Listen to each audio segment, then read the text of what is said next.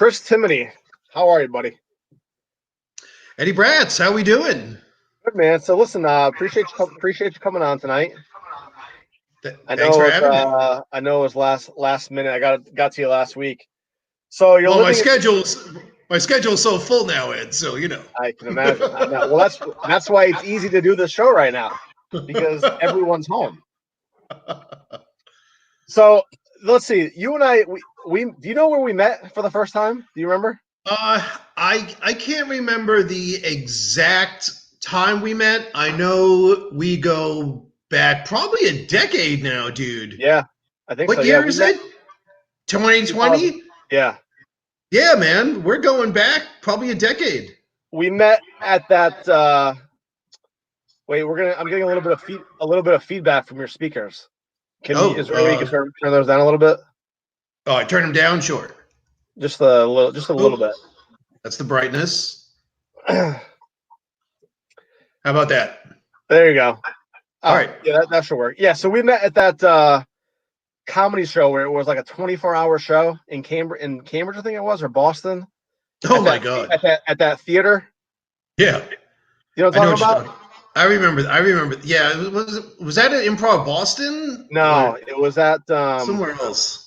Candlewood Theater or something like that. Yes. Yeah. That was the first time that we met, and I remember watching you on stage. I was backstage behind the curtain, and I was like, man, this guy is so funny. Like his delivery is incredible, and I like that you were telling like jokes that I had never heard before, because you would reference like, I don't know, 17th century Romania or something weird that you had. That I was like, wow, I like that, because at that time I was trying to work on jokes with like Alexander Graham Bell and like Sir Isaac Newton, because I had been in New York and I was watching some guy do like this act that no one in the audience was laughing, and I'm sitting there watching. I'm like, man, this guy is brilliant. It was like Andy Kaufman-ish. So I was like, oh, I want to write jokes like that too, you know. So I tried writing jokes like that, and then I saw you. I'm like, oh wow, this guy Chris. I'm like, this guy's funny. And then we paired up for the Foxwood show. Yeah, it takes a big leap to assume that the audience is remotely borderline educated. So that's a huge leap, not only comically, but just on an everyday basis. Now, how did you let me see this word. No, that doesn't work. How did you get into comedy? Like when did you start? Oh Lord. So before I continue with your answer, I just want to preface, because of my work schedule, I really haven't done it much the last 2 years, and that's regrettable. I haven't done it in like 7 years. Yeah. So comedy was something, growing up, always a fan of, like so many, and I actually really wanted to, and I guess it still is. I'm still keeping the dream alive.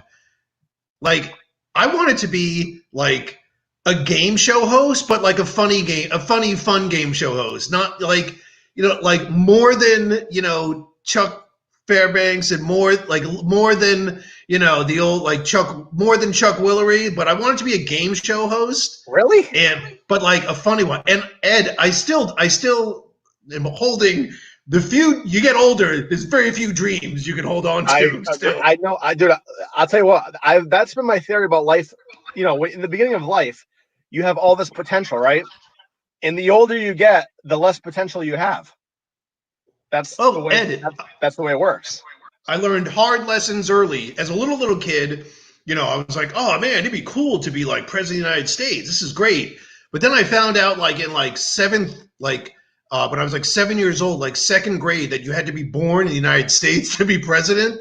So I was born in Colombia. I was like, well, there goes that. So I said, what's the point in even going? This is me in like second, third grade. I'm like, well, what's the point in even pursuing politics if you can't reach the highest thing? So I bailed on that. But no, so I wanted to be a game show host. I loved game shows. I would watch, like growing up, like Tic-Tac-Toe. Oh, I love Tic-Tac-Toe, yeah. Jeopardy, like, The Price is Right with the Silver Fox, and so all Card Sharks. I love Card Sharks. Oh, I love Card Sharks. That was such a great game. Fantastic. So I wanted to be a game show host. And then life goes on, and things happen, and I went to college, and all I did was pretty much get effed up for like 5 years, and then they realized, at the end of 5 years, they realized the checks were clear. They said, "Here, you graduated. Congratulations." So, you know, so fast forward to about I don't know, 5, 6, 7 years after college, maybe about 7 or 8 years after college, I moved to New York, and I said, okay, I didn't talk to anyone about it. I didn't seek out anyone. I mean, Ed, there's no this. There was no this Right. in the late Yeah. 90s. It was still like phone call, looking up in Time Out New York, like, and the people that I knew, all my friends in New York at that time, primarily from college. I went to University of Rhode Island, so there's a lot of like, tri-state area kids. Most of those kids, most of those guys, well, all of them, not most, all of them were strict 9-to-5ers, like, working downtown or financial district or in like strict traditional 9-to-5, like sales jobs. So I had nobody to be like, hey, dude, like, do you mind if I come around to your show? There was no one like that. Yeah. And all of my friends, I guess it's kind of like pretty much my entire life, all of my friends, before I started doing any type of performing, they were all those like 9-to-5 people, and they would always be like, dude, you should like do comedy, or you should be in movies and this and that. I'm like, yeah, I guess I should if y'all keep saying this. And obviously I have no interest in what you guys are doing. So I went, I found a club that I lived near, and I went to the 4 o'clock open mic. I remember it was winter. It was snowing. It was one of those like beautiful like winter days in New York where like it was like a storm. So there's no like cars really. There's just a few cabs. I mean, you get very few days like that in New York, but maybe once or twice a winter you get a big enough storm where no one's driving. It's like a snow day, quote unquote, and it's just like a few cabs, the buses, but you could like walk around the street. So I remember it was a day like that. I think it was the Ha Ha Club in Midtown. I had lived in Hell's Kitchen at the time, so it was right. Must have been in like maybe on West 50th or something. And I walked in, and there was a lot of people in line. I didn't know what was going on, so I sat and watched. And, like a typical person who thinks they're funny, I was like, these guys all kind of suck. Like, no one's really made me laugh. And, I was young and single, so I'm like, oh, she's cute, this and that, whatever. Not really taking it seriously from what I was seeing, but I was like, yeah, I want to do this. So, what was the name of the first club? Do you remember? Or was it the Ha Ha Club? I think the Ha Ha Club, I think is what it was called. Yeah. And, what year was this? Oh, dude, this must have been. Well, now this is like 90, 99. Oh, okay. Like 2000. Yeah, like real turn of the millennium type thing. So, so I did it a few times. I had no idea what I was doing. I remember I had this joke about. Before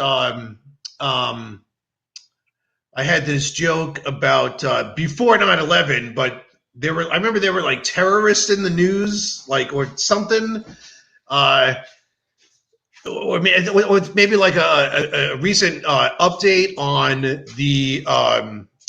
the group who had bombed the World Trade Center towers like the first time back in the late 90s, whatever, or something, So I had this joke about like the guys who's it's like, oh, there's probably like it's something like oh, there's all these like terrorists. It's always like all the family members, and like, oh, there's probably like one family member who's like trying to like make a legit like life in the world, probably like playing like the sitar or some dumb, stupid like. And I remember being on stage and like not really getting any laughs and just thinking, man, yeah, I'm not. The terrorism jokes don't hit. I used to have one, but I think I did it one time, and it was like where how when you get on stage you have to like have your persona. Are you going to be like the goofy guy? Or are you going to be like the mad comedian? So I had like a mad terrorist act where it was like, you know how bad the traffic is. I can imagine someone moving to America, sitting in traffic for 3 hours a day, and thinking to themselves, if there were 2 million less people somehow, I would have to sit in traffic every day, and that's how that happens. And no one laughed, so I scrapped it after maybe like 3 times trying it. Oh yeah, I had nothing, and I you know what? I went about telling jokes. I would try to do for the first, so I did that for a little bit, then didn't really gain any momentum. So then I stopped, because I was clueless. I didn't know, I wasn't really meeting anybody, and at the time I was working at ABC News, so my schedule was also like crazy. Like I couldn't like commit to like every Thursday night I could be somewhere or Oh, Tuesday right. night because sometimes I'd have to work till like sometimes I would get out at like 6 or 7, but sometimes I wouldn't get out till 11, and like I never knew until I got in there. So Well, plus in New York, you have they're all bringer shows in New York. oh my god, that was like People don't understand that, like, because I worked in New York. New York was the first place I did comedy for my first 5 or 6 years doing it. And when I moved to Boston, I was completely shocked at the way it is here in Boston compared to New York. Where in New York, you get to bring your own audience, and it's a much better crowd because everyone there wants, they're not just comedians. They're like people that think, they think they're going to go see something funny. So they're like, it's already in their brain. Hey, I'm going to laugh tonight. Whereas in Boston, everyone in the audience is a comedian and they're waiting to get to their next open mic. Yeah. So it's like a much different audience. Yeah. But it wasn't until like years later when I moved back to Boston and then said, all right, let's try this again. And so after, I was kind of doing for about the first year, I was just hitting all these open mics. So I wouldn't talk about myself. I approached every comic set as if I was doing like an opening monologue on like Letterman or, like I didn't tell like, and then a friend of mine, she said to me, she said one night after a show, I remember we did a show at Dick's, and she said, why do you not talk about yourself? I'm like, huh? She's like, you have to talk about yourself. And I said, nobody knows who the hell I am. What good is that? She's like, that's the point. So I let that simmer for a bit. Then like a couple weeks later, so when I started in Boston, I wasn't like 22 or 23. I was like 32 at this. I was older. So I think because of the age, I easily befriended, some of the older comics who had been around a while just because age and, just whatever. So I got, one of the comedians that I befriended was Kelly McFarland, who I loved, and she's still great. And I did a show. She brought me along. She's like, yeah, this is like show at the old Motley's. Do you remember Motley's Comedy Club? Yeah, which was great. A lot of fun. She brought me, she's like, come with me. I'll try to get you to do like a couple minutes off the top. So it turns out the guy Tim McIntyre gave me he's like, yeah, to do like 5 or 6 minutes, Kelly was vouching for me. So the room was like small, but it was fun. And the vibe was just really good. I went on second, so I didn't have to totally open to a cold crowd, whatever. I could tell there was good energy. So I didn't bag my material, but I just loosened it up and I just talked really. And it was, things got kind of, zany, but in a controlled way. And people were laughing. I got off stage, and later that night, Kelly said, that bag all your jokes. Just do what you did there, and you'll be fine. So I didn't, obviously you have to have some material going in, but yeah, pointers like that help, and obviously getting up and a lot. So, I mean, stage fright was never a problem. I mean, I've been performing one way or another for ages. So, and for a lot of people, that's a huge first obstacle, the stage fright. I've seen you, I think I've probably seen you 6 or 7 times, maybe 7 or 8 times. And I've seen you absolutely kill.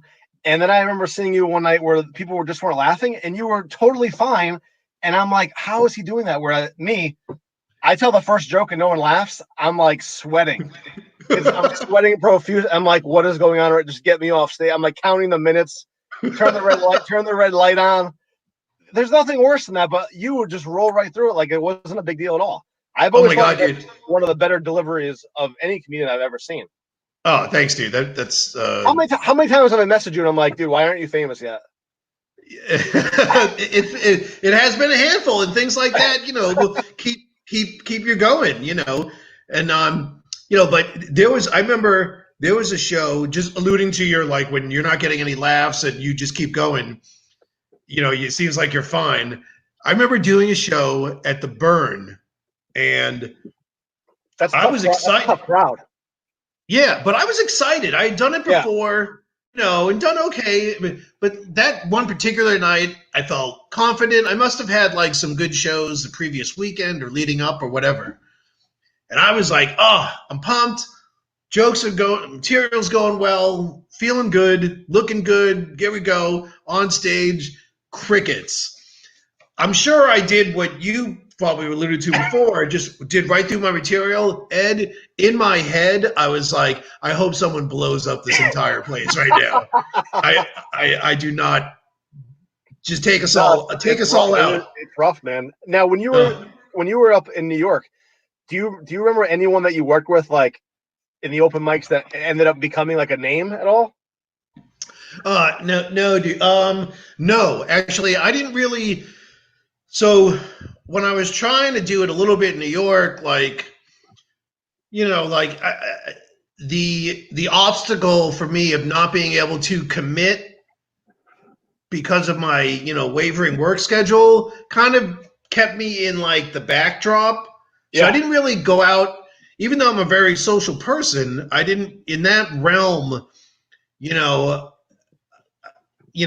I just kind of stayed in the background. So it wasn't until I got started doing it in Boston years later that I actually met people from New York or became, like so friendly with Kendra Cunningham, Julia Rossi, who, they were early guests on the old Big Sauce show. But it wasn't until going to Boston and doing content that got to be friends with New York comedians. Yeah, dude, I was so green, and I was, it's not that I was self-conscious. I just, like, I don't know. There was just always like 9 million. It was like a Boston open mic times like 20. And I'm just like, they all seem to know each other, and I didn't know anybody. And I'm just like, the hell is going on here? So I just kind of stayed in the backdrop.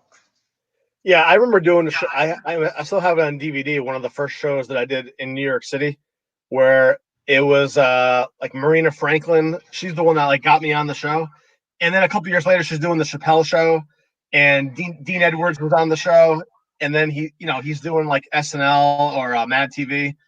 I'm like, man, Yeah. these guys like really did it, and I'm like doing nothing, you know. But it was And cool we're because I'm here. like, it's pretty cool that they were on the Right. same show or whatever. But just Yeah. I was telling Zola, I'm like, the first time I thought to myself, there's no way I'm going to make it is when I was at an open mic in Boston and someone had a backpack full of notebooks full of jokes.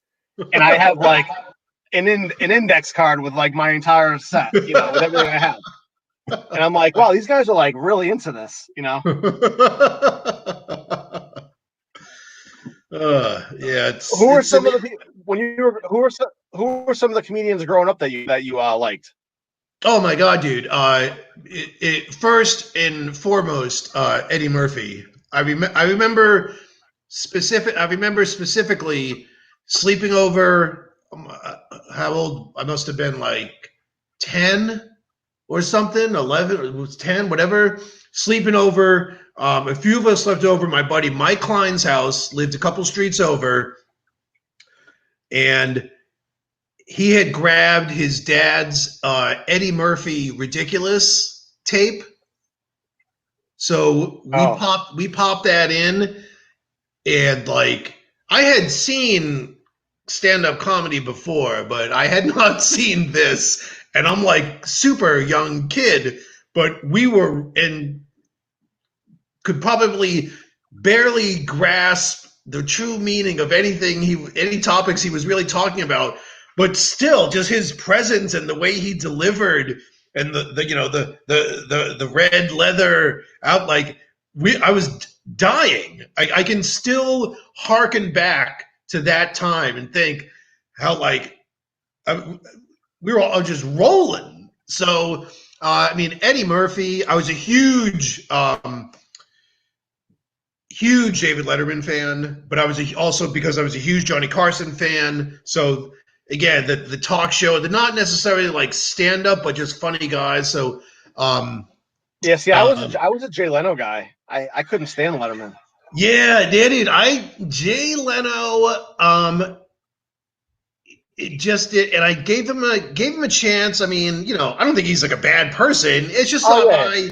just not my cup of tea. Obviously, he did something right along the way, and I think probably if I met him and you know, I've seen like 5 or 10 minutes of his car Oh special or right. whatever thing. You know, he seems like a cool guy. Like probably, I guess I don't know, but and he has over the years been able to even on some recent shows like poke fun at himself, you know, in other people's projects or films. So I give him credit for that. Yeah, I was so hardcore Johnny Carson. I mean, you know, that Carson Letterman back to back. I grew up watching like a ton. But back to comedians.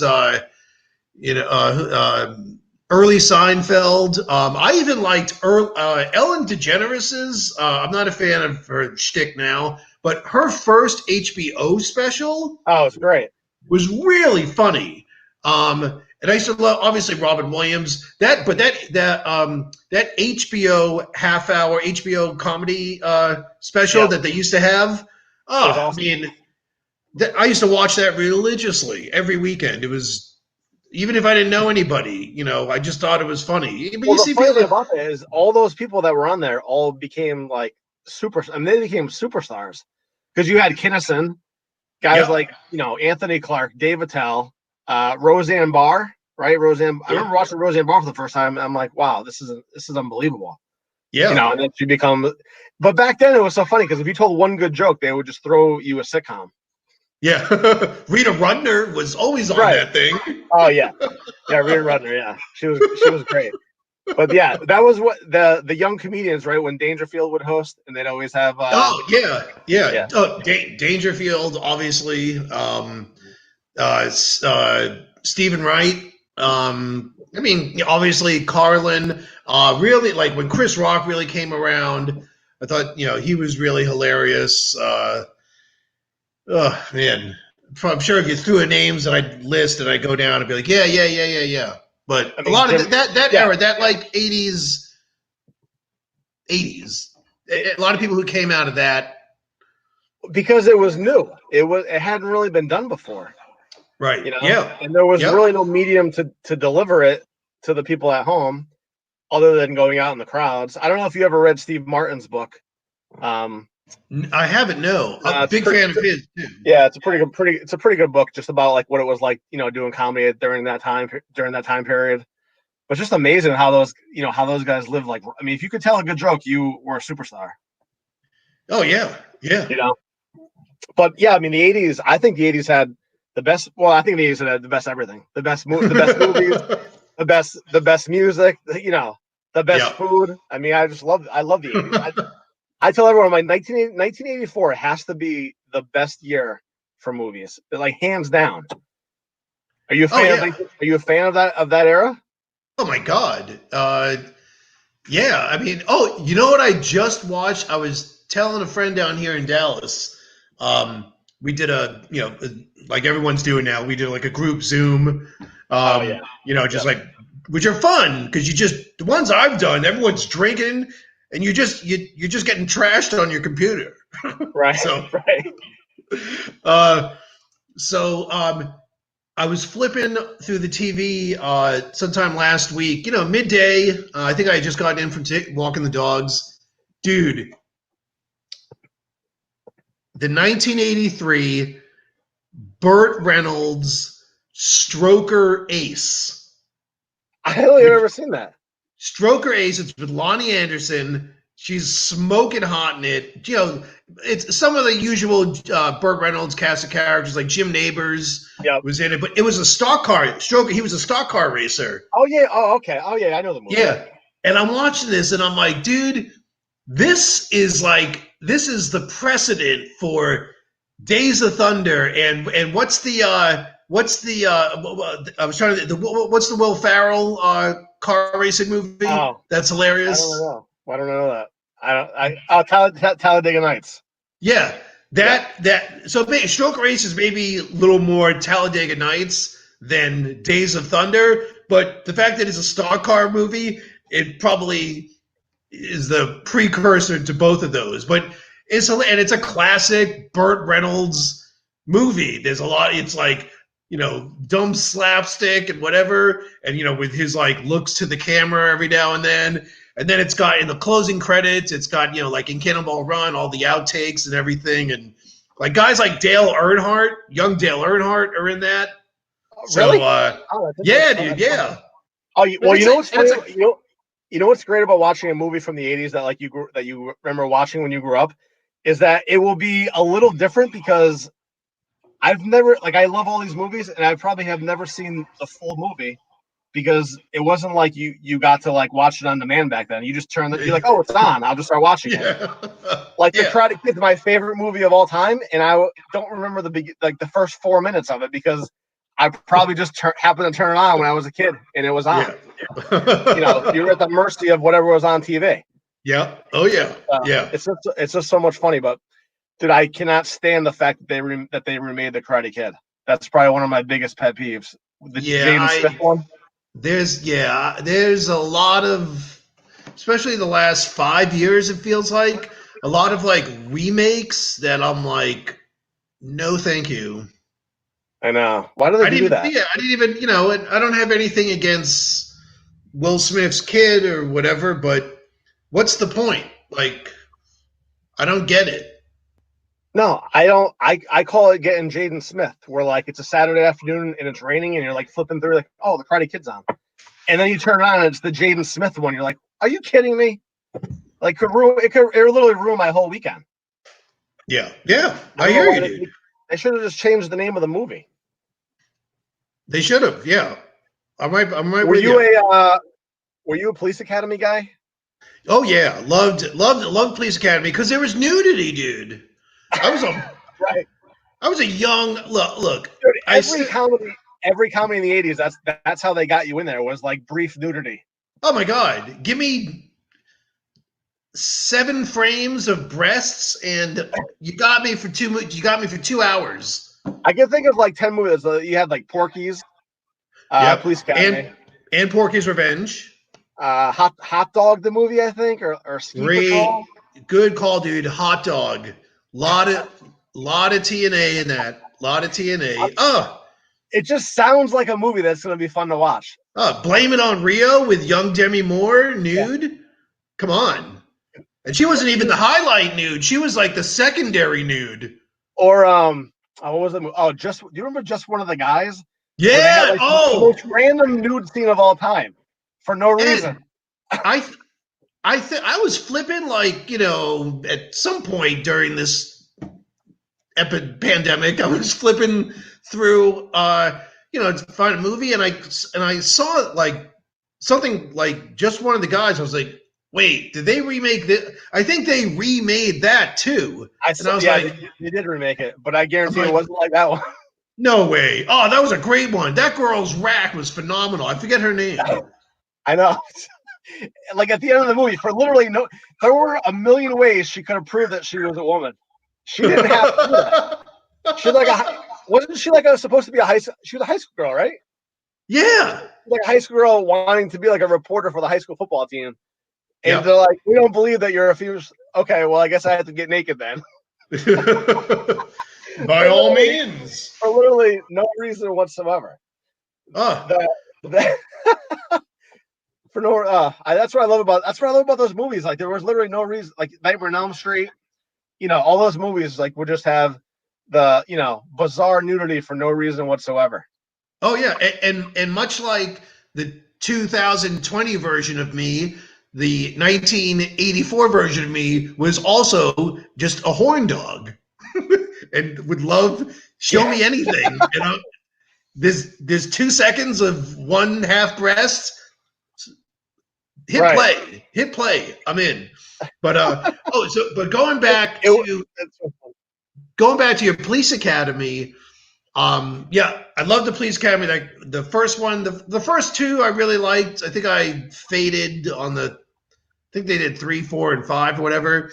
But so that was an era, and I'm gonna tie in Stroker Ace very quickly. That was an era when Bubba Smith, the old football player, was in like a ton of movies. He would always play the huge guy, Bubba Smith. Yeah, Remember the big. He was in Hightower. Hightower. He was also in Stroker Ace, essentially playing the same Oh, role. that's great. That's like the guy who played Lamar in Revenge of the Nerds. Yeah, He yeah, was yeah. also in the Karate Kid and Iron Eagle, like back to back. And it's so weird because in Iron Eagle, he's like the opposite of his character in Dude, Revenge of the I, Nerds. I don't remember him in Iron Eagle because I think I only saw it once or twice, but great call on the Karate Kid. When you said that, I had a half a second of a question in my head. Then I had a full second of, holy shit, what a good call. I totally specifically remember seeing him. Never pinning that's Lamar. Good call, dude. Yeah. Have you That's a watched good. any of the new Cobra Kai at all? I have not. I just haven't got around Dude, to it. I've it's heard. worth it's worth the watch. Yeah, I've heard it's fantastic. I've heard It it's was great. and it's like 20-minute episodes. They're perfect. Johnny's like trying to change his life around. It's good. The, It's really well done. the closest I've gotten to seeing Cobra, the new Cobra Kai, is the original sensei from Karate Kid, seeing his new, like, I don't know, Intuit Books commercials or something like that. Oh yeah, right. He's got What's some his like name? QuickBooks. John Kreese. Yeah, Yeah, yeah, yeah. Is that's he is funny. he in the Cobra Kai? Yeah, Okay. yeah. They're all in it. They're all in it. They all come back. Oh, The okay. mom's in it. Yeah, they're all everyone except for Miyagi, Is obviously. Because Elizabeth Shue is in it? I don't want to give it away, but Okay, all right, all right, I think there's a teaser all somewhere. right. Yeah, no, it's good. So what do you watch? What are you watching now? You binge watching anything on Netflix? I mean, since you're stuck home. Yeah, dude, I've been doing a lot of watching. um, so, I mean, when this first went down, I was like, okay, cool. Without not knowing how long this was going to last, I was like, well, it's Yeah. definitely going to be a few weeks, so let me buckle in. So I watched that HBO series, The Outsider. I thought that was really good. Okay. Yeah. Yep. And uh, the guy's name is escaping me at this very second, but the lead cop in that, a lot of people, you know, maybe the casual movie or TV goer may not connection. He is the kind of like the villain type, one of the villain type guys from Rogue One, the Star Wars movie. Okay. Yeah, so Yeah. he's a good actor. Watch that. Oh my God. You watching Netflix at all? You watching Tiger King or what? Yeah. So I gave Tiger King a spin. Right. First episode, I Yeah. was like, okay, this is as crazy as everyone's saying it is. I watched the second episode. I was like, okay, you know. And then, like, I watched the third episode. I passed out like halfway through. I think I watched it like super late at night, and and then I never got the desire to finish The it out. only reason that I watched it was to know what the memes were about. I just wanted to be like up to date on what people were talking about. So I'm like, let me Yeah, just watch it. So I watched yeah. it on 1.5, so then I would go, get through it faster.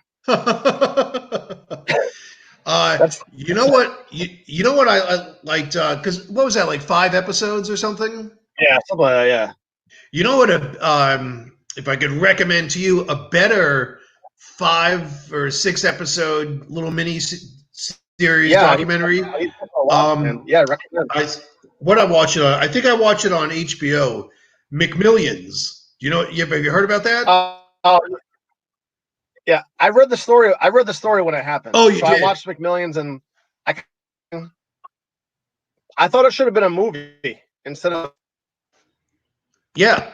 I had not heard about that at all. So I anything. was like, holy shit.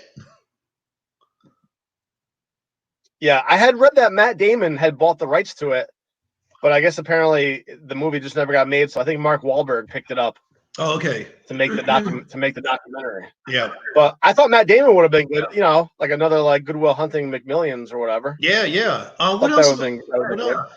What else am I watching? Oh, I mean, when you have a lot of time on your hands and you don't know how long that's going to last, you start watching a lot of random stuff. On Netflix, I watched. It was easy to bang out. I think I did it in 2 days. This show, I mean, it might be more your wife's speed, Ed, or when you maybe you Don't watch it with tell me your wife. the Handmaid's Tale. No, no, no, no, no. I tried that 2 years ago. It was too for me at that point in time. It was too much for me. I was like, Yeah. this is too futuristic depression living. Right. I watched. It's a show called Virgin River. What the heck is that? No, I don't think I watched that. So here's how I would describe it. It's Virgin River is a show where all those like crappy like eight Lifetime and Hallmark Channel movies. Yeah. Virgin River, it's like that, but it's as if Lifetime for one project hired like actual real writers and like if they actually like sourced people who could actually write good stories and scripts and put it into one project. It's like it's soft, it's not heavy and deep. And for some reason I got into it. What's his name? It stars Annette O'Toole and oh my god, what's his name? Madsen, the guy who played Michael Otter in Madsen? not Michael Madsen, no. What's this guy's name? It's escaping me at the second. He played Otter in Animal House. He was he was a bad guy in one of the Brady Bunch movies. He's been in a lot. If you saw him, you'd see him. And then there's another guy in it who was in Smoking Aces, that movie. I don't know. It drew me in. I banged it out quickly. Whatever. I thought it was weirdly good. I How don't know many what. seasons Uh, how many one seasons was that? one season, like 10 episodes. There is a second one coming. Oh, here's the problem. I'm banning watching series. I'm not watching them anymore because here's the thing. I believe that the reason that they don't make good movies anymore is because they make more money off of a series, right? There's a lot of series I watch from like that could have been a 2-hour movie. Yep. Yeah. And then they make season 2 and season 3 when they don't really need to, and they have no character arc. So they bring in some like random guy that has nothing to do with the storyline, and it just ruins it because all they're trying to do is make money, as opposed to putting good work out there. I'd rather see Yeah. good movies. Oh well, you go through Netflix and like I'm like, oh, I'll scroll. Oh, what's this about? Thinking it's a movie. Then it's like, oh, it's 2 seasons. I'm like, this doesn't seem like something that needs to be 2 seasons long. I know, like You know. even everyone talks about Ozark. I love Ozark, but I think it could have been a movie, maybe 2 movies. It doesn't have to be 3 seasons of Laura Linney and Yeah, Jason I can see Bateman. that. Yeah, maybe it could have been a couple. Yeah. Have you watched season 3? Oh yeah, in lockdown. Yeah, it was good. Crazy. There was no reason. The brother storyline made no sense to me. It was like so out of left field that I was like, what is going on right now? Oh, I couldn't wait till he got killed. It was great. Spoiler alert. I'm like, this guy sucks. It was almost everyone watching is like, oh great, now I don't have to watch it. But don't worry, season 3 wasn't that great. But yeah, it was terrible. I thought it was terrible. I didn't Yeah. like it. I thought it could have went a bunch of different ways, but I wish that they would just make better movies instead of focusing on a new Spider-Man. I mean, there's a 1,000 different Spider-Mans that are out there. Oh, dude, I the Spider-Man, the Transformers, even like, and this is for guys our age growing up, like I never thought the day would come where I'd be like, I'm behind on Rocky movies. Like I don't, Right, I right. never I thought know. that, I never thought that day would come. Yeah, the Spider-Man, like, I've seen a few of them and they seem cool, but there's like one out every year. Like, is that necessary? I They have to mean, do it every form. That it's like they have a cartoon one. They have this like digital animation one. They're gonna have a claymation one. well, Shadow that Puppet. I'll I don't know watch. what do they. Yeah, what do they need to do? How many versions of Spider-Man do you actually need? I don't know. I I do. mean, I tell you what, though, I do love the Rocky movies. Although I haven't seen the new one, the new Creed. I haven't seen that one. so I haven't seen the new Creed. I haven't seen the first Creed. I saw like the first 20 minutes and then I couldn't I couldn't shake loose the fact that Claire Huxtable is in this. So I'm Oh, like, yeah. yeah. So, but I did watch. I think I was out of sequence, but I did watch. What was it called? Balboa, the one where he fights as a Rocky super old. Balboa. Yeah, where he Yeah, fights as that like was an old pretty good. guy. Yeah, Yeah, that and was okay. hey, I whatever. All right. Sure. Okay. Yeah. I mean, I think Rocky Five, which everyone hates, is one of the most watchable Rockies. You do. You're a Yeah, Tommy Gun guy. because Rocky One is such a great movie that you don't need to watch it again. You know what I mean? It's like such a great movie that you are have you've already seen what happens, and you won't really be as captivated. Whereas Rocky Five, it's just entertaining. It's not a good storyline. It's nothing. The writing is terrible, but it's a fun movie. It's a fun Yeah. movie to watch. Tommy Gunn. You know, Tommy Gunn only fights in the ring, and he got that character. The what's the guy's name? His promoter. Oh, Only in like the America. Don That guy. King esque Yeah, character. yeah. Yeah, He's a yeah, good. I like that guy. He's a good character. yeah. He's good. He played a. Oh man, I forget what movie, but that guy played like a super creepy. Um. Oh man, like a super creepy. He wasn't like a pimp, but he was kind of like. I remember there was a really and I'd have to dig what film this was, but I remember seeing it and I felt real. It was one of those scenes you feel really uncomfortable. You're like, even though there was nudity later in the scene, but it was just too. It was really uncomfortable. I was like, I don't know. But he's a good actor, so he pulled it off Were well. you Were you ever a big Bill Pullman fan? Yeah, I like Bill Pullman. Yeah, I had like a run where I would literally watch everything that he was in, and he he's in was. like the random movies that you've ever seen. He was. Wait, Bill Pullman was the. Oh, no, He not was Bill the. Pullman. Bill Paxton. Oh, Bill. Is it Okay. Bill Paxton? Oh, Bill Paxton. Yeah, Bill Well, Paxton, not Bill Pullman. there's a few of those. There's a few of those guys that are like almost interchangeable. Because I know. Yeah. Bill Pullman was the president in Independence Day. Yes. Yes. Yep. Yeah. And Bill Paxton was the older brother who gets turned into that crazy creature at the end of Weird Science. Yes. And he was, and then he's in a movie called like Traveler with Mark Wahlberg, where they're like a family of con men, and they Ooh, I go didn't see around. that one. They go around telling people that they're gonna like pave their driveways, and they just spray like a coat of oil on it, and then they leave. But it's a funny movie. It's like about these travelers that just like con their way through life. But it's a good movie. No, it's a good movie. But you're right. Bill Paxton is like him, and I feel like him and Dennis Quaid. I always get them confused. uh, yeah. Dennis Quaid. He was in I wait. Oh no, no, he was yeah, in well, Dennis Quaid obviously was in Jaws 3, which he's most right, yeah, famous for. no, Dennis, no, way to highlight his career, Jaws 3. No, Yeah. I have a Dennis Quaid's outside, like a real life Dennis Quaid story. So I'm assuming he still does it. I mean, to what extent, I have no idea. But so he's like a musician also. I don't know if that's Okay. something he picked. I think it's something he picked up, once he got famous or whatever. Yeah, I have Yeah. 3 months off between movies. I'm going to learn to play the guitar. So let's spin the clock back like 15 years or so.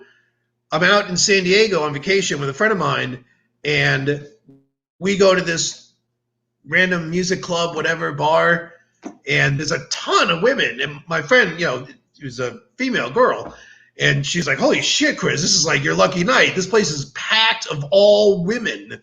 And they were all like women in their like 30s, 40s, 50s, like no young chicks at all. And I was like, "What is going on here?" I can't remember the name of his band, but Dennis Quaid had like a band at one time. I don't know if he still does, and he was playing. He was like, it was fun, fun music. I think he did some covers. I think he maybe had some of his own. Dude, women were like dropping panties like it was crazy. It was like there was no tomorrow. he Dude, isn't he he's married like a 30-year-old, isn't he? I have no idea who he's married to now. Yeah, he left his wife, and I think he's married to like some 35-year-old. He's like 65 or whatever. Good for him. Yeah, no, good for Dennis Quaid, man. But I like Dennis. No, I've always liked Dennis Quaid. I love Dennis Quaid. He's good. He's a good actor. I don't think he's as good as Bill Paxton, but Everybody's All American. Oh yeah, yep. With Timothy Hutton and Jessica Lange. Yep. That is a great movie. Are you ever gonna get back on stage again, or what do you think? So plan to attack after quarantine. Yeah. So one of the things on my list. So the only like real live performing I've been doing is this like crazy ridiculous game show that I do. When I can find a club or a show where it fits, and they're like, yeah, okay, because it's a lot of like, it's me in a sports coat, sunglasses, no shirt, and it's super high driven, energy driven. Like when I'm done with it, it's like a 7 to 10 minute thing. And I mean, when I'm done with it, I get off stage, I'm like drenched in sweat. I put it all out there. So it's a game show. It's almost like, like I was coming back to the beginning, still trying to pursue my dream of being a game show host. It's called Medium Stakes with Timoney Grip. And so I've done it a handful of times, and people can win real prize. I have prizes that people can win. Nothing of crazy proportions, but it's fun. I'll normally have a prize category like pocket change, and before I go on stage, I'll grab like the change out of my car and throw it in my pocket. And so I don't know, maybe someone wins like $2.17, or I'll grab like an old book from my bookshelf that I don't need anymore, and then I autograph it. And so there'll be like a arts and literature prize thing, and all the questions I try to. They're all topical, but I try to tie them in so they're also part of my own life. So what is the show? Is it like a trivia? Is it trivia? Yeah, it is trivia. And I caution. And so when I get a contestant on stage, I come out. It's off out of the gates. It's one of those shows. There's no build up. It's like as soon as I'm introduced, out of the gates. Everybody is strapped in. We're going about 150 miles per hour in a school zone. It's rah! And and there's 3 questions. They're all multiple choice, and the question. And I caution people, the contestants. I'm like, you got to pay attention. These questions are super long winded, and and most of the time. So I achieved the goal because I want it to be like people like be both in shock and entertained and laugh.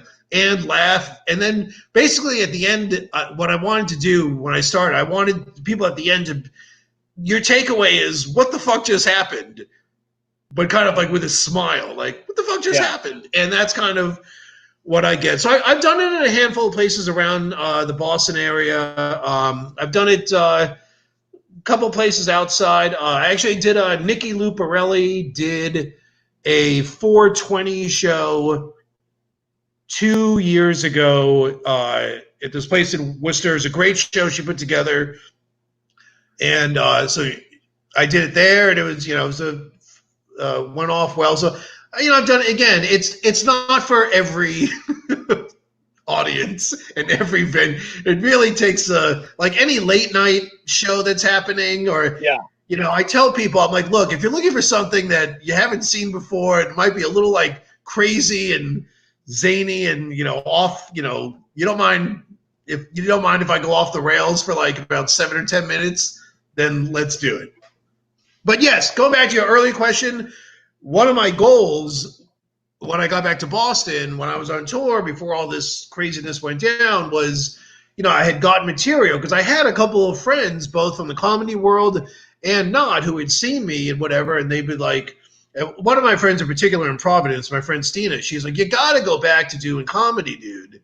So I was like, yeah. So when this is all over and everything, hopefully I don't have to wait till then. I can figure out some other way to perform. But yeah, it's certainly, when you have it in you, you have it in you. You can't it's tough to ditch. You need some outlet, like you're doing here. You need something. So you gotta have something. I think it's funny that you said that you want to be a game show host, because you know what I picture?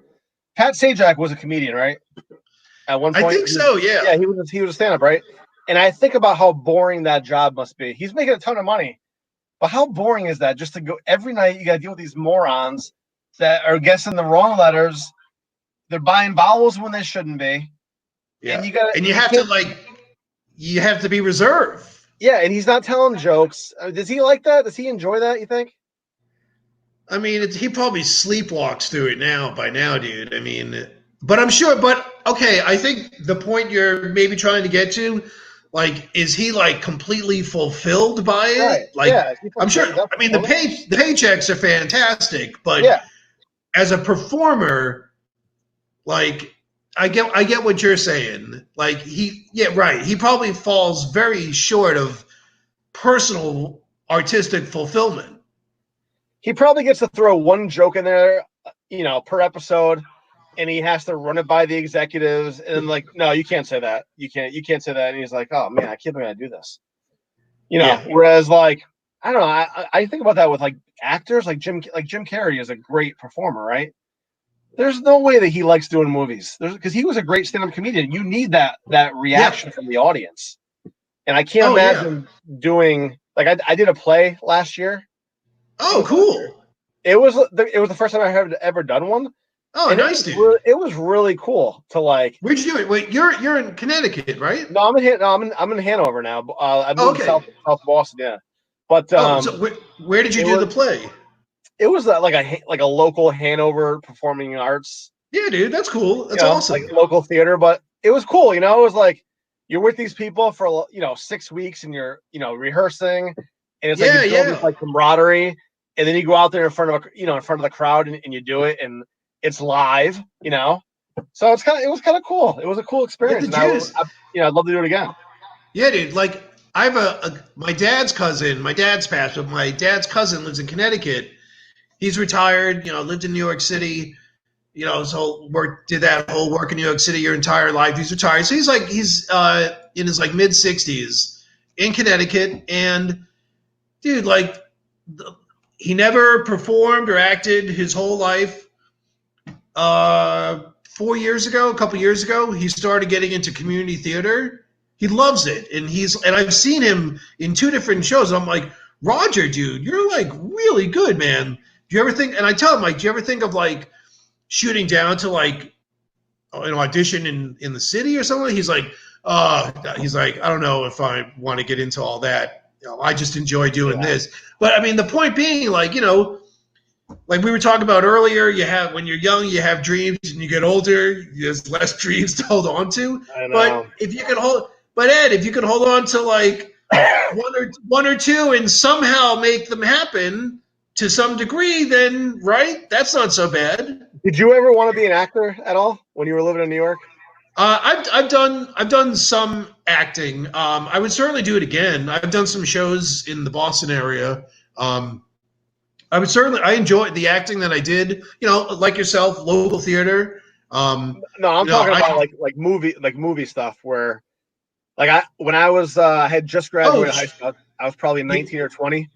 And, yeah, and back then this is pre-internet days, and it was like you read the newspaper. It's like, oh, we're looking for actors. So me and my friends go to New York City, right?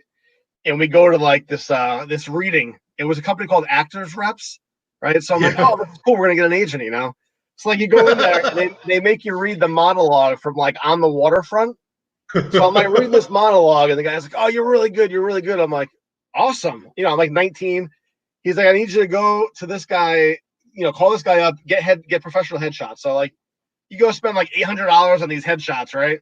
Which is literally the only thing that you're doing this for is so they get you to buy the headshots. So like, I Yeah, get the headshots. You know, I'm sending them out, and he goes, "All right, I got you a part on it was a movie called The Siege with Denzel yeah, and Bruce Willis." Okay. yeah, yeah. We were on set in the freezing cold in December for it had to be like 16 hours. Denzel comes out for like 5 minutes. They fed us ice cold chicken and water. Right. It was the worst experience of my life, and I never tried it ever again. I got paid like $75 for like Yeah, 16 hours to be on set. It was awful. yeah. Movie sets. I've done a few movies just as like extra work and stuff. Yeah. Like that's a that's tough, man. Those are some long ass boring days. So the last movie I did like that, I did a few in Boston. The last one I did that was of any note was that movie. It was with what's his name? Not Ryan Gosling, but shit. Who's the Green Lantern? Ryan Reynolds. Yeah, Ryan Reynolds, who I like. I'm a fan of. I hate myself that I know that. Ryan Reynolds, Yeah. and I actually liked the Green Lantern. I thought it was good. I was a sucker for that for some reason. But Ryan Reynolds and Jeff Bridges, that horrible movie R.I.P.D. R.I.P.D. No, I don't say I saw that. No. They play like afterlife cops. It was Oh like yeah. Oh, okay. I know what you're talking about. Yeah. oh, Okay. it was an awful movie, but you could see the back of me, like from top of head, like to mid torso, like my left side from the back, because we shot some stuff in the concourse of Fenway, and there was like a whole day where we shot. You know, you shoot like the same thing 9 million times, and I walked by them as they're coming like this way. So it was Right. cool to have that experience. But oh no, extra work sucks. It's the worst thing ever. I would never do it again. I wouldn't either. I would never tell anyone to do it. I'd advise people not to do it.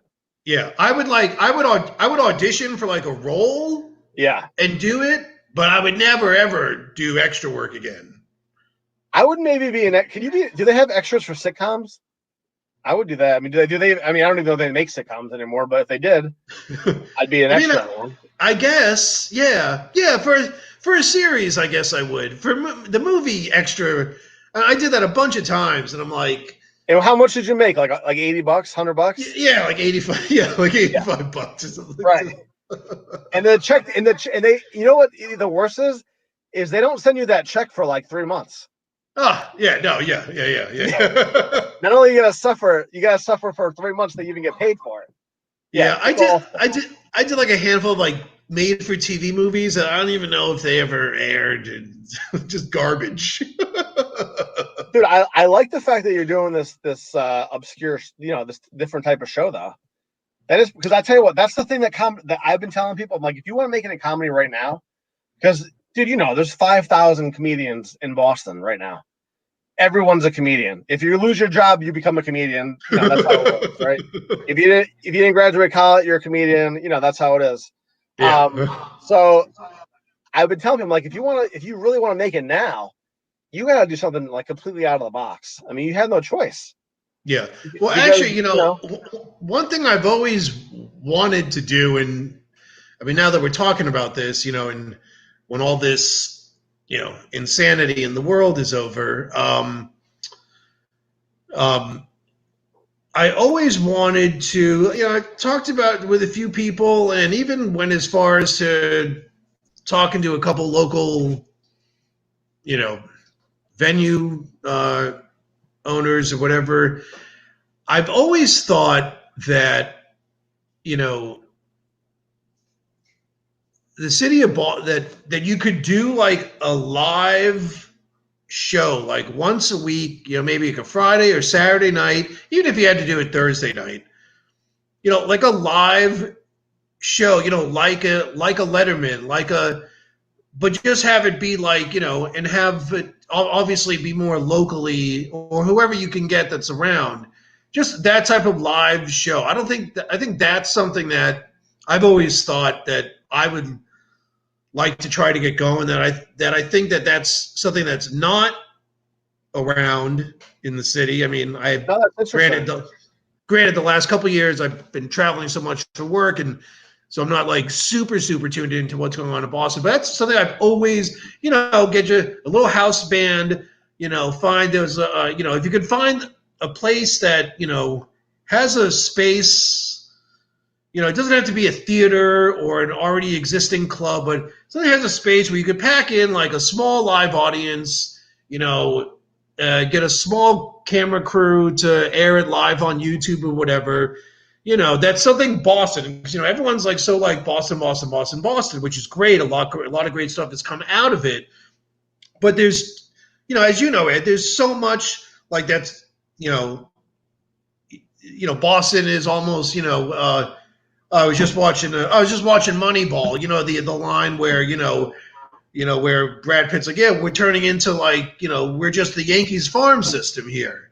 Everything great in Boston, because entertainment wise, Boston is still not set up to just be the home base. It's still like a feeding frenzy for big national acts. People go to Hollywood or New York and things like that. There's nothing like that's this show's live. This is a live show from Boston. It's a great. It's live in Boston. You know what I'm trying to say? Yeah, no, absolutely. Yeah. Yeah. So that's something I've always wanted to, um, you know, Would you give a do it with like spin. the couch and you'd wear a suit and stuff like that? Yeah, I would. I would do it in that base. In that, I would take that format.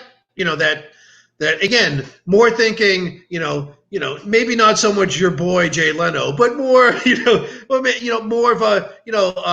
Letterman, Carson, even like a little Letterman, Carson, even spin a little Tom Snyder in there. It doesn't necessarily have to be like all like super funny, ha ha, Yeah, wacky. of course. Right. But a talk. I thought Tom Snyder when he had his show on late NBC, I thought he was a great interviewer. So and you could and just having fun with local people and making it fun, and you do little bits here to get things crazy with that. But something like that. Something where people around the Boston area, Massachusetts, around the country, around the world could say, "Oh, that show that's live from Boston, that Boston show. I love watching that Boston show." Yeah, I It think doesn't have to always, and the whole show doesn't have to be about Boston. It can be about whoever I can get on the show, whatever they're doing, whatever. But you know what I'm saying? yeah, Live from Boston, that I think type that of would be thing. a really cool thing to do because especially when we get out of this and everyone has the go ahead to get back to whatever normal looks like, people Oh, are I'm going to going be to they're going to be I'm begging to going go places. I'm going to my when this is over. I'm finding it. I'm going to my first orgy ever. I like it. Hey, everyone's got to have aspirations, man. Yep, I'll bring a great because there's always good. It's always depicted that there's a huge food spread at an orgy. You know what's so funny about that is that So I'm bringing like a big dish. I'll cooking it up, and then I'm coming in, and yeah. You know, what's funny about that is like I was thinking about how like the dialogues are going to change. My cousin went on a date like a couple weeks ago while we're supposed to be in quarantine, right? She like met somebody, and I go, what are you crazy? I go, did you ask him if he's been tested? And she goes, he was married for like 8 years. He doesn't need to be. I'm like, no, for the coronavirus. What are you talking about? I don't care if he has STDs. I care about he had the coronavirus. So Oh that's what's gonna man, happen. shit! I'll take the clap over COVID-19. Damn, It's it's unbelievable, crazy. man. No, that's a great idea, though. When I started doing this, it's been probably like 3 weeks, maybe a month now. Everyone's like, "Oh, are you going to make it funny?" I'm like, I don't know if I want it to be funny. I think I want to bring interesting people on that are talented, and just talk to them and learn about that and just have like really cool conversations that I'll put it up on YouTube and if people want to watch, they can watch and listen. Yeah, When we get back to work and they're stuck in traffic. yeah. So that like I don't know. Let's see. I think it was last That's week. what a talk Ed. That's what a talk show is. That's what a good talk show Yeah, is. right. You Absolutely, get, you get a absolutely. good interviewer. Right. They bring on a guest, and then you go. And do those even really like is that format even still out there? Well, Even in like the late night world, they're kind of like more about doing the skits, and then they have like 3 minutes with the guest, and you're like, yeah, I think so. To be quite honest, it's been quite some time since I've watched any of the current late night shows with any well, regularity. who is it? What? Jimmy Fallon, Jimmy Kimmel, And Steve Craig Colbert. Ferguson. Oh, Colbert. Yeah, Colbert. Yeah. Oh, Craig Ferguson's. Oh, he got replaced Oh, by. he did. Didn't he get replaced by who's the guy who does like the singing in the car bit? Oh, yeah. Oh, Grant Cardone or something like that. Cardone, whatever. No, I forget his name. I So know you you're. know who the, so Ed, if you want to see a model of a current day good talk show, kind Yep. of like not exactly what I have in my mind, but I love watching it. It's on the BBC, the Graham Norton Show. Oh yeah, I know Graham Norton. Yeah. Yeah, I like his whatever his shtick, his thing, whatever.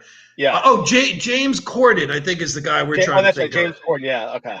Yeah, That was like great. so I Yeah, saw yeah, it. yeah.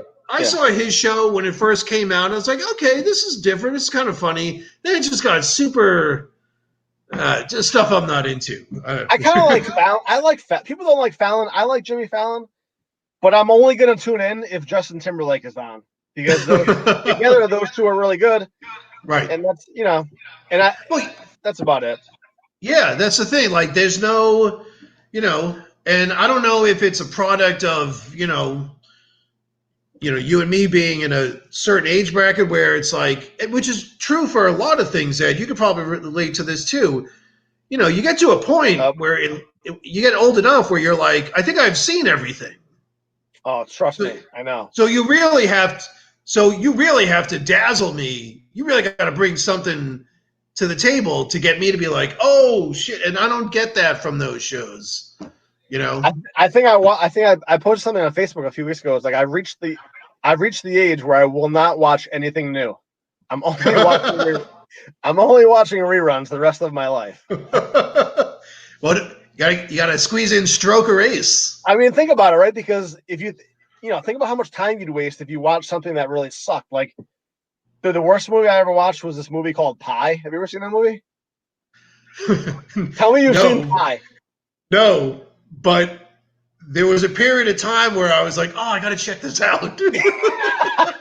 Where the guy gives himself a whatever the heck that's called, a lobotomy. He gives himself a lobotomy because he's trying to figure out pi, and it's like it was one of those movies where you're like 20 minutes in and you're like, I don't know what's going on, but I'm gonna keep going. They're like 40 minutes in, you're like, this movie really sucks, but there's only like a half hour left. I might as well just keep going. So it was like a waste of like an hour and 20 minutes, hour and 30. Yeah, it was a really weird movie. Other people might like it. I thought it was weird. I guess I'll cross it off the list. That's funny though that you even know about the movie. Oh yeah, and I remember like it sounded cool. I think when it came out, it was very unique. I was like, oh yeah, check this out. This was in when I worked at Blockbuster Video. So I Yeah. would read all the backs of all the cover boxes. And I'm like, oh, that sounds cool. I'll take that home. I'll watch that. So you watch like all these movies just based on how they sound, which you would Yeah. never do that today. Now you're like, oh, No. this guy's in it. All right, I'll watch that. Like Yeah. Netflix doesn't even have B movies. They have like D movies. Oh yeah. You could type in a subject and movies that you've never even heard of with actors you've never heard of show up. And it's like the Yeah. weirdest thing. Yeah. It's I don't even know crazy. what the heck, but I just type in like gambling. I watch a movie about gambling. You know, and it's like some weird storyline. Now your show was about gambling, wasn't it? Didn't you have a show where you were giving out picks? The show that I was doing on WEMF radio, we definitely had a gambling aspect, and I still do a little bit. Those guys, Artie and what's the other dude's name? I can't remember. Artie and something. They do. They got a website, the Packy. It's not really articles on there. Like I'm the only one who writes like a full-fledged article. Everyone Right, right. else has like a blurb and then a link. And I'm like, I don't say anything. I'm like, I don't know if that's actually writing something, but I like, I'm a journalism major and I like to write. So so I like last spring and then this past fall I was writing a lot of gambling stuff. My it's something fun that I do with friends, friends from home. We talk gambling. I don't gamble money anymore. I just like to talk about making the picks and the spreads and this. Oh, okay. So It's fun, yeah. you don't dabble in the underworld, No, the underbelly of no, and society. right. But what I always told, even when I started writing the articles and when I would do the in the show, I would always say, look, with especially with the spread of sports books across the country being Yeah. legalized and everything, and sports betting, I think that's great because I see it as a way, another social outlet. But I would always say, look, if you're gambling to make the mortgage or a college payment, stop. You have a problem. But if you bring 100, if you take your entertainment, I always thought if you take your entertainment budget and if you're not, especially when you get older like us, and you're not like going out every night and this and that, or spending like it at the clubs, what are you doing? I'll I tell you got what. I I love got like 50 bucks, $100. yeah. Yeah, I'm gonna have a little fun. I love betting on sports and I love like DraftKings and all that stuff. And I can tell you what, I've never had more money in my life right now because I can't do it. Like quarantine is a good way to stop gambling. So what I did I put $50. I hadn't gambled any like money. I stopped my gambling uh, only for when I'm in Vegas or when I would visit a buddy of mine in Jersey. We'd hit the Meadowlands Sportsbook, but Oh never. yeah. No, I stopped doing online. I was never doing a lot, but I just stopped. Yeah. But again, being in quarantine in this lockdown, I put a little money in. I did some bets. I did like a bunch of prop bets for the draft. Oh really? Yeah. Oh, You know, interesting. you, one of the few ones I hit Yeah. Tell me was what was it? it was the first one. I didn't hit another one until late in the first round, and then in the second and third round, I hit some small ones. And I had a bunch going the first night. The Giants and the Dolphins ruined the whole draft betting wise, but I put a prop bet. It was how many cat in the first round only. So the first Yeah. night in the first round, how many cats shown? What? Yeah, in people's houses, how many cats? That There was was one for prop bet? cats.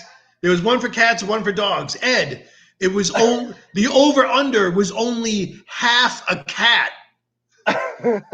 I'm like, over, baby. So I did a Zoom with my buddies from home. It's like Yeah. seven of us. And we're zooming we were on for like the first 2 hours of the draft. We're drinking, going, following our bets, whatever. And they're all like, dude. And so all of a sudden, a buddy of mine go crazy, like, dude, I think that's a cat. It's a cat. It's a cat. It was this lump on a couch. And we're like, totally like looking at our screens, like, I'm looking at my TV. Is it moving? And then finally it moved. I was like, cat, baby, cat. That's so funny. That's hilarious. Yeah. And then I spent the rest of it. I lost it. And again, it was a little small, tiny amount that I had left over, like $20 on the freaking Arkansas Derby this past week. Yes. So they're still running horse racing, huh?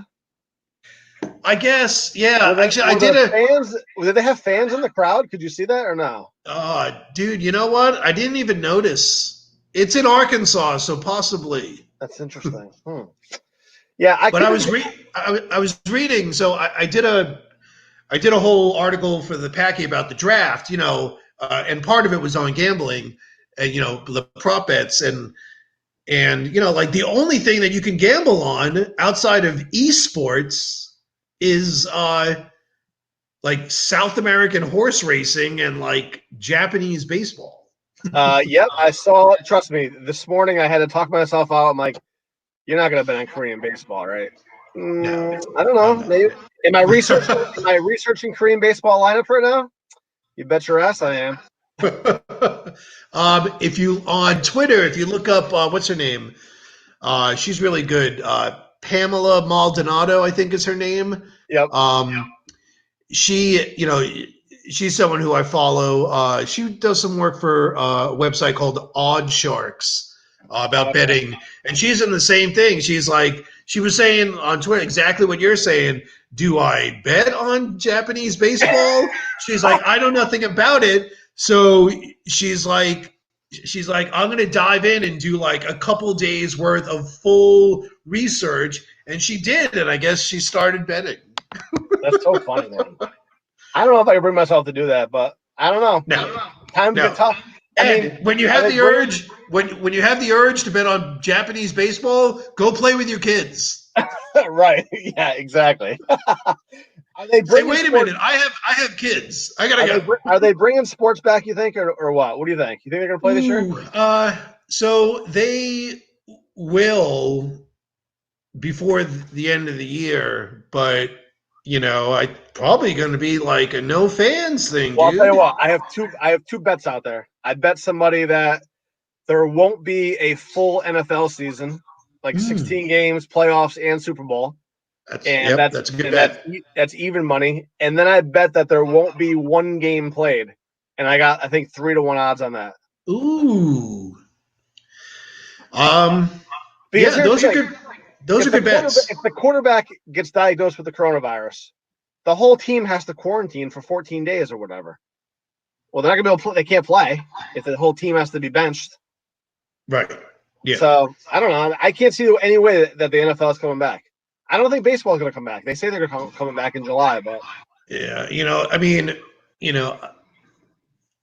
it's I personally, I had a lot of things, that I was looking forward to and planned this summer and fall, both personally and professionally. Yeah. And, it's in my mind a couple weeks back, I was like, this doesn't look like this is going to be gone anytime soon. So I kind of bagged the whole year, which sucks. It does suck. I mean, but I'm not, I want to get out there as much as the next guy. I mean, I want to go out to a bar or to a party or concert or whatever, a comedy club, this and that. But, I mean, if it was something where like, okay, it's definitely only old people and sick people already who are getting sick, then that'd be one thing, but it's not. And it's too risky, man. It is. My problem is that every day, well, I flip flop a lot anyway, based on my mood, but every day it's like you read something different, from a different source. You just have no. I don't even know I don't know what they know, because if it's only been around for like a few months, how does anyone really know about anything? Yeah, it's tough. It's tough. Yeah, I don't really, I'm sure they'll try to do baseball with no fans. I'll watch it. I'm desperate. Well, do you remember a couple of years ago when they had those protests in Baltimore? and the Orioles played a game with no fans. Oh, what was that over? Yeah. They're protesting something in Baltimore, so they That's right, protest. dude. Yeah, Yeah, man. Okay. I it was remember terrible. that. It was terrible. Like the announcers had to whisper. Like it just wasn't good. It wasn't a good viewing. So But at this point, people will take anything. no, that is true, man. All right, well, listen, I'm gonna let you get out of here. When's the next time we can see you? What is the show? Do you have a show? Where can people follow you on Twitter? You can follow me. My original Twitter got kicked off. What? So, yeah, Were you being too controversial? I didn't think so. I saw a video where like a woman came out of a store and she started like berating like a 10-year-old black kid using Yeah. like, and I was just like, I was just like, I said, my quote was, I hope this woman gets hit by a truck. And they kicked me off Twitter. Are you serious? Really? Yeah. So I had to Wait, how does use, that happen? Do you have to get like someone has to complain about you, or does Twitter someone like? must have. Oh, okay. Yeah, someone must have. So, but I remember I had a backup one. I had like a second account that I hadn't used in ages, in a couple years, which is now I'm using it. So now you can find me at I'm Jack Brown, JAK, and I'm trying to figure out how to get back into my Timoney grip. My Timoney grip handle, but You might have to send them yeah. an apology. Dude, I sent it in the appeal, and then they said no. And then I told them to go f themselves. Oh man, that's gotta be terrible. Are you on Instagram? Yeah, Instagram at T Money Grip, just like you had my little sign here. I can't get in. I can't get into Instagram. I can't figure it out. Yeah, I mean, So what do it's you just post? something. What do you post pictures of yourself? I just random stuff. I put whatever I'm feeling. Sometimes it's me. Most often not. It's just random stuff. Like I had some girl like 2 years ago who was like 20 something. She's like, oh, your Instagram's like all over the place. I'm like, what do you mean? She's like, it's all random photos. I'm like, yeah, because I'm traveling all over the place and I'm just putting up random stuff. Like I'm doing it for me, not for you. She's like, oh, I'm I like, don't I know. don't know I what don't to know do. what the goal of Instagram. If I knew what the goal was, like I would maybe do it, but it just seems like I gotta take pictures now. I'm not even like a photographer. I gotta be now to be a comedian. You have to be a photographer, a tech guy. Oh, you gotta do it all. I'm trying to learn. I'm learning TikTok right now. Do you learn? Are you on TikTok? I'm refraining, but I'm sure I'll cave. That's all my nephews and nieces. All they do. My brothers, my sisters were telling me they're just doing TikToks. My friend's 10-year-old kid has like 20,000 followers. I'm like, how's he have 20,000? I'm like, ask a 10-year-old for advice. I'm like, how do I get more followers? Yeah, dude, my nephew on Instagram has like 3,000 or 4,000 followers. I'm like, how'd you do that? You think it'll be your like social media manager now? He's off in his own. He probably thinks I'm super lame on Instagram. Oh, that's so funny, man. Hey, but honestly, So, listen, I appreciate it. Thank you so much for coming on tonight. Ed, it was just great to talk to someone. I know. No, I agree, man. This So is great. Keep doing this. This is fun. thanks, buddy. Hey, we'll have to catch up next time you're up here. Yes. As soon as this is all over. All right, buddy. All right, we'll see you later. All right, Ed, talk to you. All right, take care. All right, so that's gonna do it for tonight. Billy, my co-host, will be back tomorrow night. He does his open season show on Tuesdays, and we'll see you later.